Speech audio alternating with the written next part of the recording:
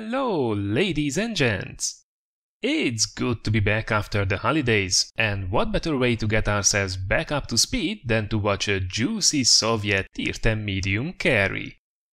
The weapon of choice this time around is the good old T-62A with its reliable turret armor, going face to face against some rather tough opposition. The replay is once again courtesy of fellow community contributor Laponac, so you just know that the gameplay will be super sharp. So let's see then what we can squeeze out from this machine. Check this one out.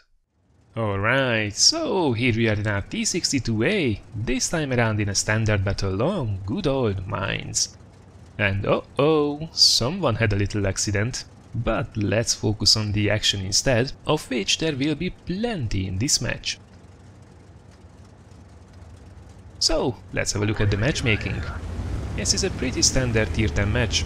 Half of the enemy team is top tier, couple of tier 9s, couple of tier 8 light tanks, so this is pretty standard. And also this match will definitely be not one of those tier 10 carries where the hero just massacres his way through a horde of very unfortunate tier 8 heavies. Oh no. This opposition will bite back. Like with that TVP as well, as we unfortunately lose the heal in the first couple of seconds. Although looking at the enemy lineup, that was pretty much expected. And we, quite rightly, didn't try to go for the heal, which would have ended in instant disaster. Instead we just put ourselves in a position where we can take a few hunts at the opponents as they zoom up the hill. Nice little snapshot there on the batchet as well. And right now we dig ourselves in, trying to keep these guys in check. And also trying to keep these enemy heavies at bay, which will be a rather tricky thing to do. Cooldown E100 there, not something you want to face down in your T-62A. Good turret armor or not, if that thing hits home, oh, and there we go, almost 800 damage. Pretty much half of our health is gone, right in the beginning of the battle, together with the shell we received from the TVP, so yeah, this is not one of the strongest starts, but nothing's lost. Lovely bounce there from the WZ. We are in a rather nice cooldown position here, as he is, but we can shoot at his cupola. And with 0.33 meters dispersion, we can do that quite reliably.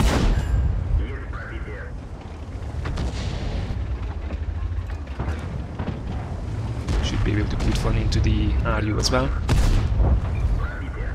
So we can chip away at these guys, but if you have a look at it, there isn't much actually that's holding this flank. Lucky for us, the enemy team seems to be more favoring the other side of the hill as well for the advance, so we don't have to fear about being overrun. That said, we have to face down an M103 and an E100, so it's not like it's made easy for us.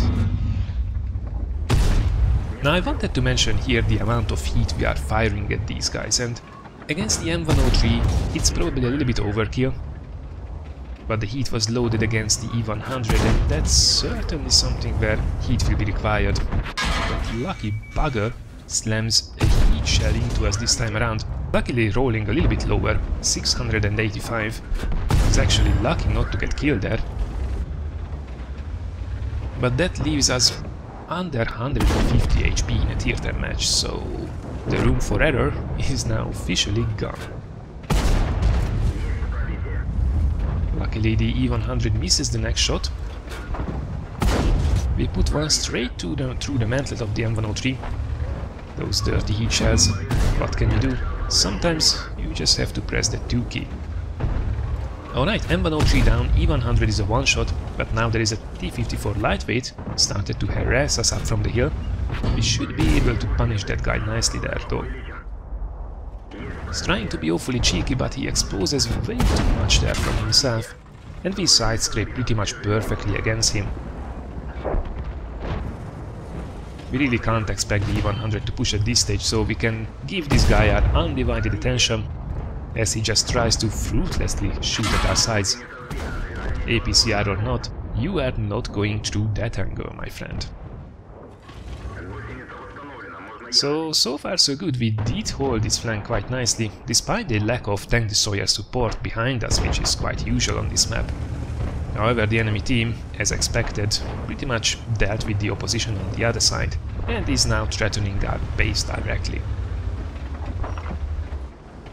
So, what should be the next move? Well, it would be really nice to take out the T-100, speed carefully advance, there he is, straight through the front of the turret there, and that means our main opposition here is dealt with.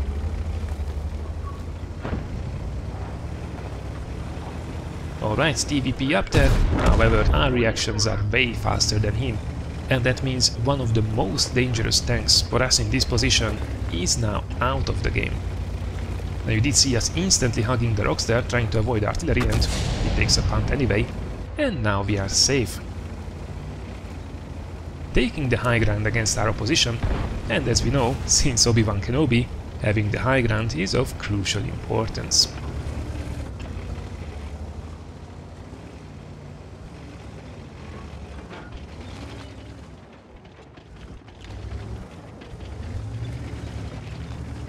Now it seems the enemy on this side did run into a bit of opposition and stopped in their tracks, which is great, because that means we have now a bit of attention to capitalize on the advances of the friendly AMX 1390 there, highlighting artillery for us there, making it an easy kill.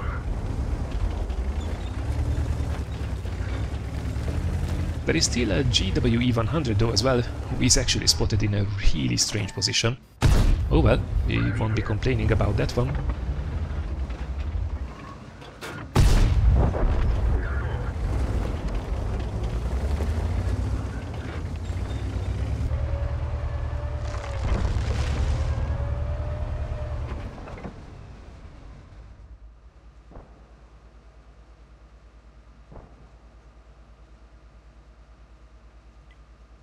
Will we be able to make the finishing blow though?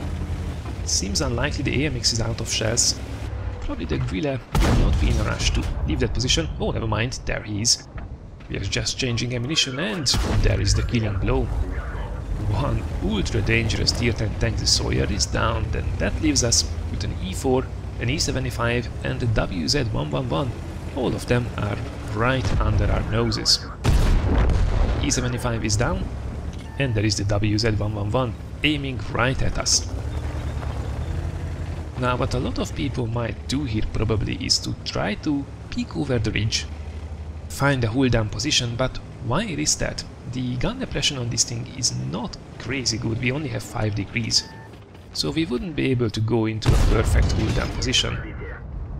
And at 159 HP, the WZ could just shoot HE at our turret and take us out.